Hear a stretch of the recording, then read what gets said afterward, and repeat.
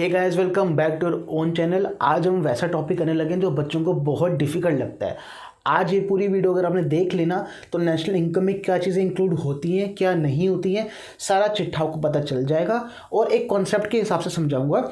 6 to 7 points की summary है, आपको सारी चीज़ें समझा दूंगा। एक बार बस नोट्स बना लेना, इसके साथ आपको कोई डाउट नहीं आने वाला, ये मेरी गारंटी है। वीडियो थोड़ी लंबी ज़रूर होगी, लेकिन अब एक भी क्वेश्चन अगर उठ के आ गया एग्जाम में, क्योंकि क्वेश्चन काफ़ी रिपीट होते हैं, ऑलमोस्ट मैं बोलता हूँ 1 साल बाद रिपीट होता है क्वेश्चन, और ईजी सा क्वेश्चन है, बट बच्चों को इश्यूज इसलिए आते हैं क्योंकि बच्चों को ये इंपॉर्टेंट पॉइंट जो आज मैं बता रहा हूँ वो चीज़ें नहीं पता। तो मेक श्योर पूरी वीडियो देखो और आपको सारी चीज़ें आज क्लियर हो जाएंगी।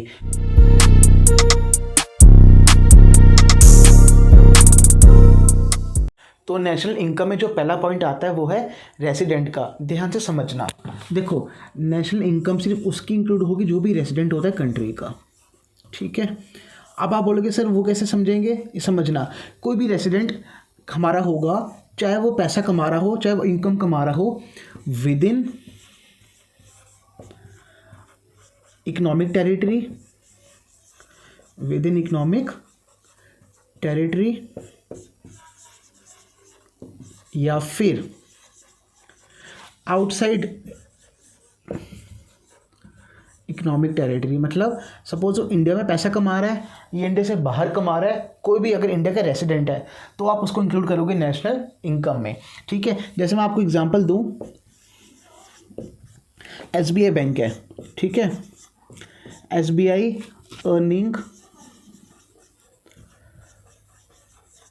Earning from a branch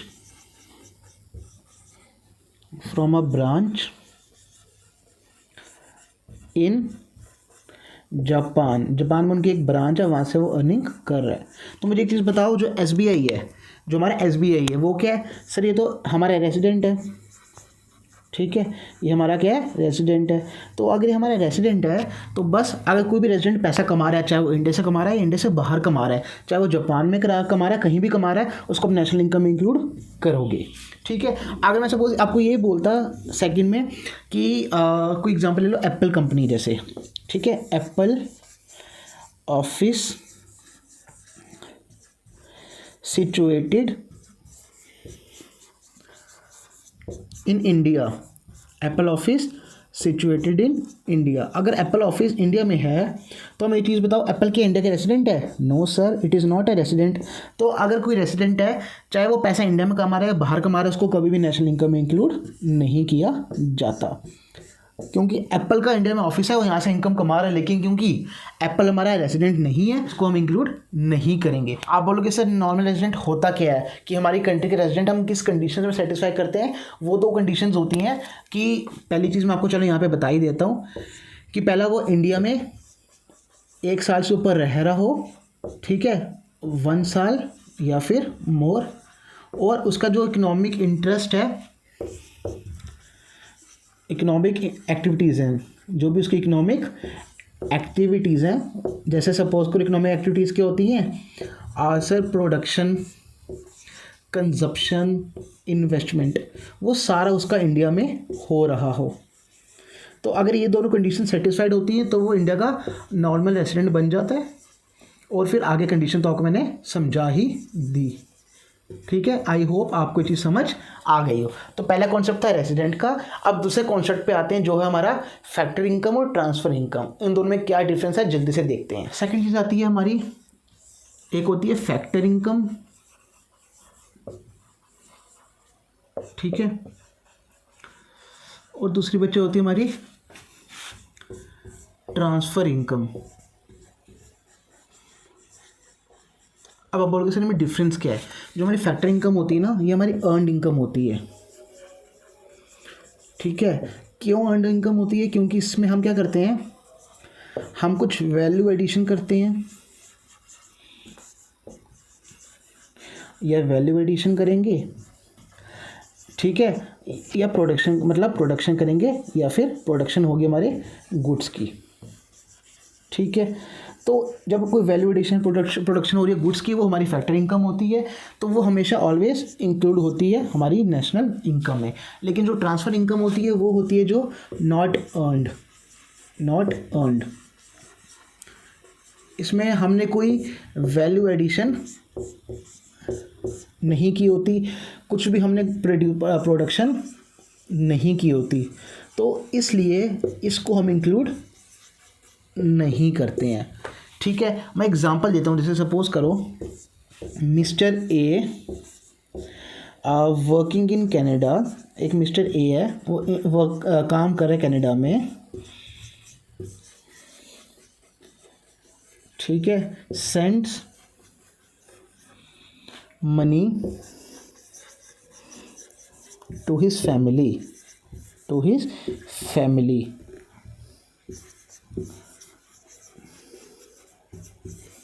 in India. ठीक है जी, अब देखो क्या वो अर्न इनकम है? नहीं, वो बंदा जो है उसने काम करके इनकम भेजी है, तो जो इनकम इंडिया में आई है वो अनअर्नड इनकम है, इसलिए वो इंक्लूड नहीं होगी। जैसे मैं बोलता हूँ, सपोज करो कोई फ्लड आ गई, ठीक है, उसकी वजह से डोनेशन मिली हमें, donation by countries, donation by suppose मैं बोलता हूँ यूएस, ठीक है, डोनेशन या बोलता हूँ ग्रांट, डोनेशन या grants by US to India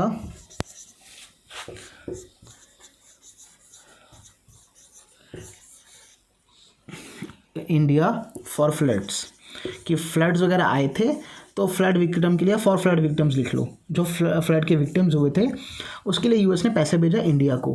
क्या ये कुछ अर्नड इनकम है? नहीं सर, कुछ तो कमाया नहीं है, ये तो सिर्फ उन्होंने पैसा भेजा कि उनको लगा कि वहाँ पे ज़रूरत है तो उन्होंने एज अ हेल्प करने के लिए मैं पैसा भेज दिया। कुछ हमने कोई वैल्यू एडिशन नहीं हुई यहाँ पे, कुछ यहाँ पे गुड्स की प्रोडक्शन वगैरह नहीं हुई, तो इसलिए इसको भी इंक्लूड नहीं करेंगे। तो सेकंड कॉन्सेप्ट कौन सा था? फैक्टर इनकम और ट्रांसफर इनकम का। फैक्टर इनकम अर्नड इनकम होती है तो वो इंक्लूड होगी, और ट्रांसफर इनकम कभी भी इंक्लूड नहीं होती। जैसे मैं ओल्ड एज पेंशन बोलूँ, भाई वो बूढ़े होकर उनको पेंशन मिल रही है, वो कोई वैल्यू एडिशन करें क्या? नहीं, बट क्योंकि उन्होंने सर्विस की थी पहले तो उनको गवर्नमेंट पेंशन देती है, तो वो भी हमारी ट्रांसफर इनकम होती है, जिसको हम नेशनल इनकम में इंक्लूड नहीं करते। तीसरा कॉन्सेप्ट पे आते हैं, one of the important concept, वो कौन सा है? फाइनल एक्सपेंडिचर और इंटरमीडिएट एक्सपेंडिचर का, कि क्या क्या वहाँ पे इंक्लूड होता है। देखो, final expenditure are always included in national income, समझना। और जो इंटरमीडिएट एक्सपेंडिचर होते हैं उनको हम इंक्लूड नहीं करते, नॉट इंक्लूडेड, उसको हम इंक्लूड नहीं करते। ठीक है, सबसे पहले बच्चे बोलते हैं सर मुझे एक चीज़ बताओ, सर फाइनल एक्सपेंडिचर और इंटरमीडिएट एक्सपेंडिचर को हम अलग अलग कैसे करें? देखो, इंटरमीडिएट एक्सपेंडिचर वो एक्सपेंडिचर होते हैं जिनको हम कंप्लीटली यूज़ कर पाते हैं, कंप्लीटली यूज्ड, इसको हम कंप्लीटली यूज़ कर पाते हैं फॉर फर्दर प्रोडक्शन, या फिर जिसको हम रीसेल पर्पस के लिए यूज़ कर सकते हैं। किसके लिए? रीसेल पर्पस के लिए। जबकि जो हमारे फाइनल एक्सपेंडिचर होते हैं उनको हमने सिर्फ उनमें वैल्यू एडिशन हो चुकी होती है सारी, बस अब वो उनको हम आगे प्रोडक्शन नहीं कर सकते, अब उनको बेचेंगे या उसको हम यूज़ करेंगे एज एन इन्वेस्टमेंट। समझना, जो फाइनल एक्सपेंडिचर होगी वो दो तरह के होंगे, एक होगा हमारा बेटा कंजप्शन एक्सपेंडिचर,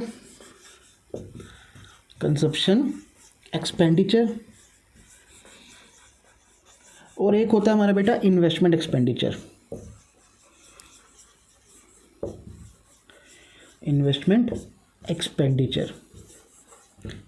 ठीक है जी। अब कोई भी खर्चा, जो भी हाउस होल्ड्स, मतलब हम लोग कोई भी खर्चा करते हैं, हाउस होल्ड्स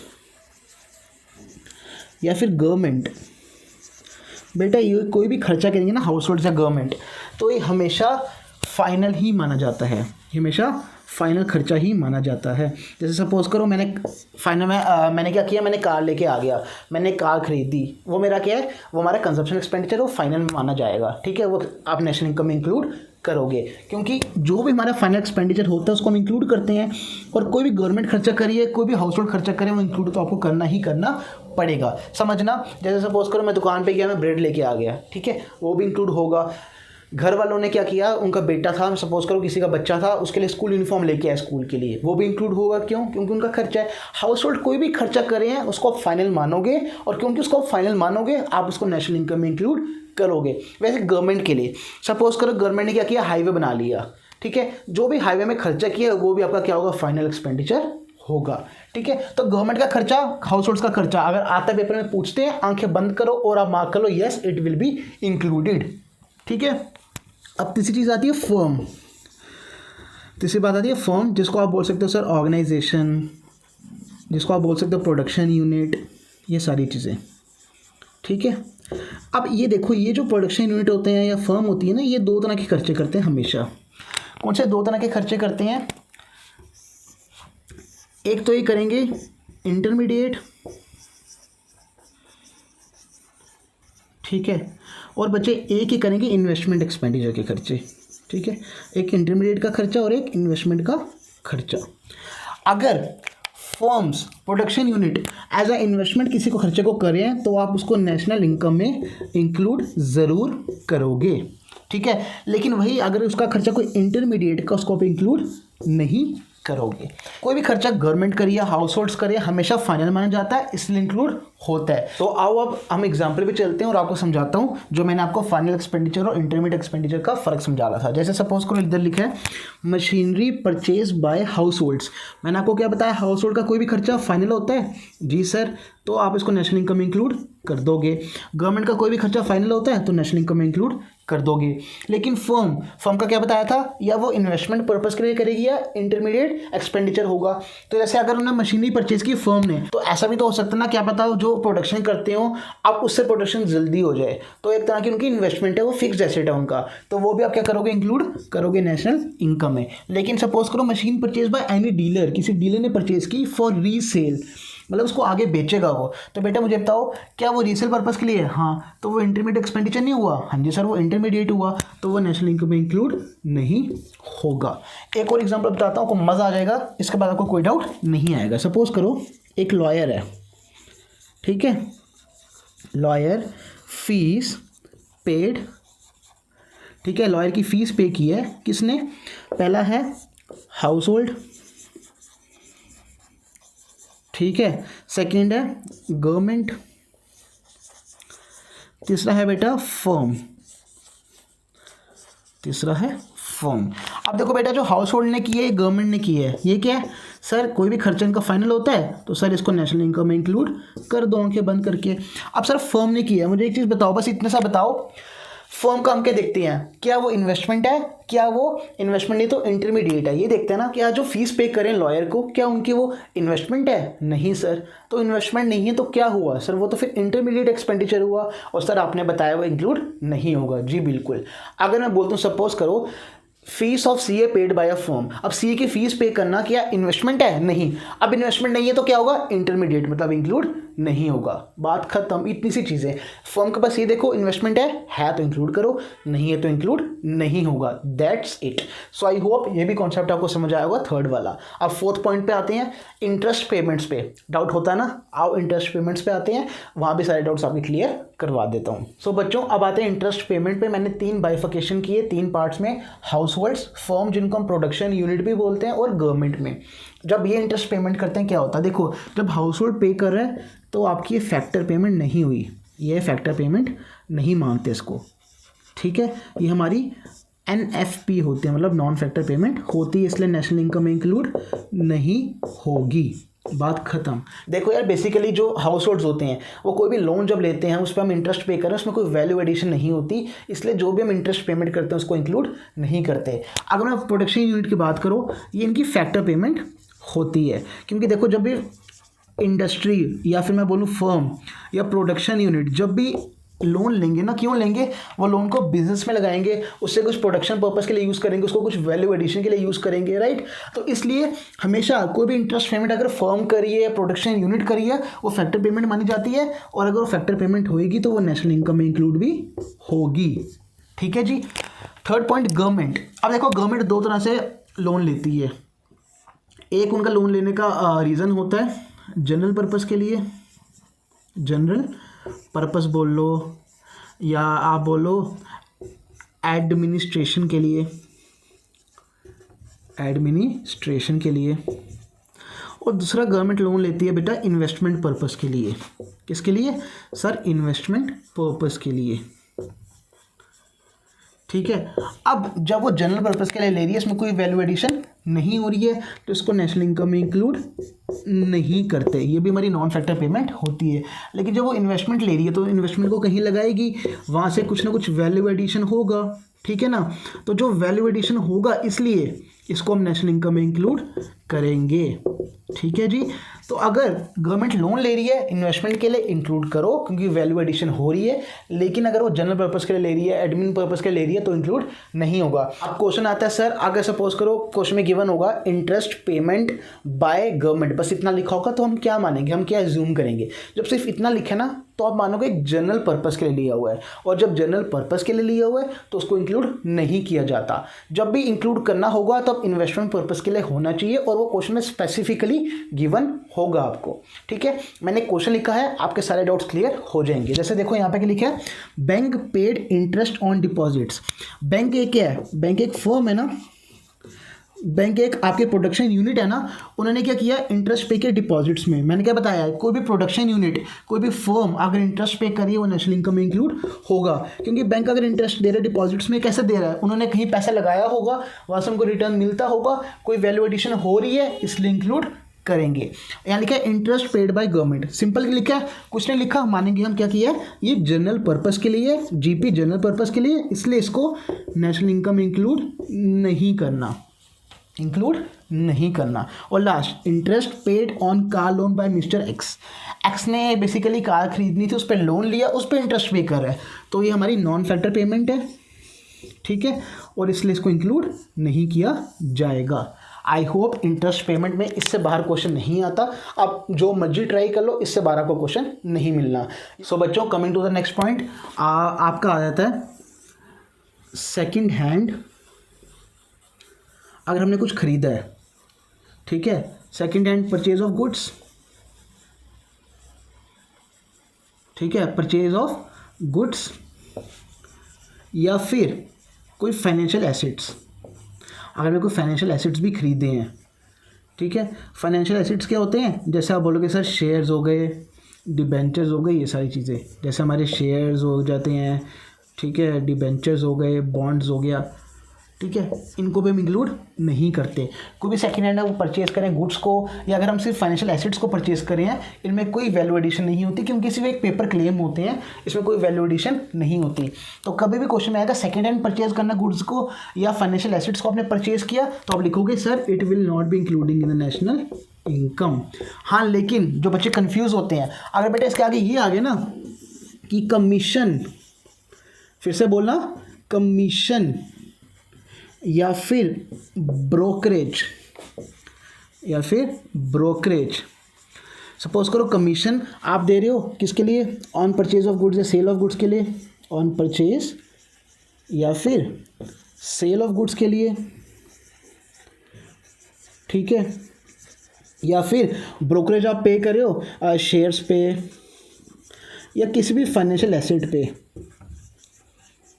ठीक है, तो उसको आप इंक्लूड करोगे, क्योंकि जो बंदा कमीशन ले रहा है या जो बंदा ब्रोकरेज ले रहा है ना बेटा, उसकी मेहनत, उसने कोई वैल्यू एडिशन किया है आपकी ज़िंदगी में, इसके लिए वो पैसे इंक्लूड होंगे। सिर्फ कमीशन या सिर्फ ब्रोकरेज ही इंक्लूड होगी नेशनल इनकम में। प्लीज़ इन चीज़ों को नोट कर लो, नोट्स बना लो, बहुत बेनिफिशियल आपको रहेगा। एंड द लास्ट पॉइंट, छोटा सा पॉइंट है, इम्प्यूटेड रेंट। मैं इम्प्यूटेड बोल देता हूँ, खाली इम्प्यूटेड वैल्यू बोल देता हूँ। इम्प्यूटेड वैल्यू, इम्प्यूटेड वैल्यू क्या होती है, जो हम अपनी कोई मतलब हमारे पास सर्विस है और हम सेल्फ सर्विस दे रहे हैं, आप बोलोगे सर सेल्फ सर्विस क्या? अब होता क्या बेसिकली सेल्फ सर्विस में, सपोज करो मेरी कंपनी है, ठीक है, अब मुझे जगह चाहिए थी यार कि ना कहाँ पे बिज़नेस को सेटअप करूँ, ठीक है। अब मैंने देखा यार मेरे पास एक जगह खाली है, एक मेरे पास जगह है, मकान है, वहाँ पे मैं अपने बिज़नेस को सेटअप कर सकता हूँ और मुझे रेंट भी नहीं देना पड़ेगा, राइट।